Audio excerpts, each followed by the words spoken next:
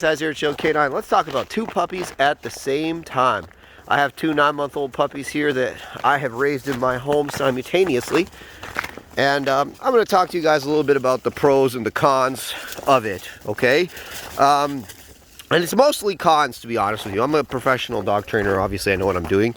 If you don't, like I see a lot of this where people buy siblings, right? Where they buy a brother and sister, or a brother and a brother, or a sister and a sister. Gage, come on. Come on, let's go. No licking. And a lot of people think it's a good idea because the dog will have a friend. But really, what ends up happening is a lot of the time, you're getting double the work, okay? Double the messes to clean up, double the puppies to manage, because with puppies, there's a lot of management involved.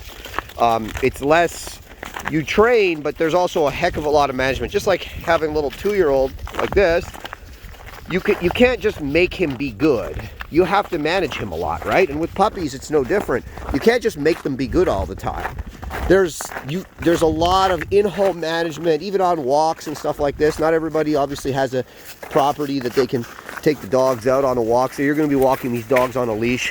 And when you have two puppies, everything is exponentially more difficult. The other problem is that the puppies they feed off of each other, and that's a big problem for a lot of people, right? Is this feeding off each other that they do.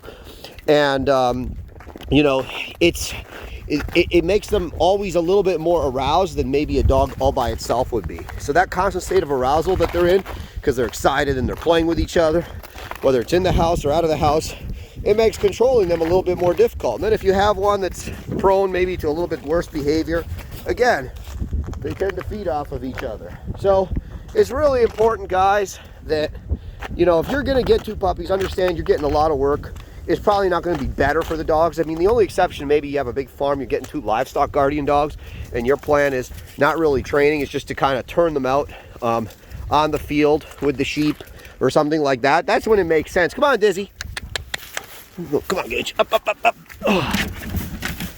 And that's when it makes sense. But if your whole thing is, oh, I'm going to, you know, have a place in the suburbs, I'm going to get two, you know, big dogs, and they're going to keep each other company, and they're going to be all happy together, and that's going to be, you know, my deal, and it's going to make things exponentially easier. That's not true. That's actually going to make things more difficult, makes your training more difficult. I'm a professional dog trainer, and, you know, I wouldn't even recommend it for myself. Just the timing of these two, it happened to be the case. But ideally, I like to do one puppy at a time with an existing adult in the home that's already, you know, pretty well trained. It makes things a lot easier. So is it a good idea? No. Can it work? Absolutely yes. Are you going to be in for a heck of a lot of work? Yes, you're going to be in for a heck of a lot of work. So just understand that it's not like this panacea, all right? The benefits, I would say the pros to it are, you know, once you do get them both trained up, if you get them both trained well, you know, it is fun for both of them. You take them on a nice walk together. They have the company of one another. You know, if you're leaving them out in your yard or on your property for a while, like sometimes I'll put these guys out in my big pen together, and they just have a ball of a time. They spend 4 or 5 hours out there. But again, I don't want my dogs too fixated on playing with one another. That's not going to be so helpful for me from a training perspective. When they're out together, I also want them able to both listen. And if they're focused completely on playing with one another, then it makes it a little more difficult for them. So two puppies together, the average person, no, don't do it. And if you are going to do it, just realize what you're getting yourself into. Working dog situations are obviously different. Other than that, yeah, I can't really think of anything else. Just, you know, again, I always caution people, male and female. Don't get male and male. Or female and female. More potential for them to compete over resources later on, and you're going to get some dog fights and stuff like this.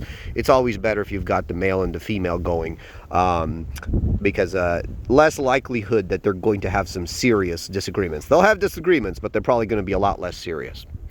All right, that's all for today. Thanks for watching. If you like this content, feel free to like and subscribe.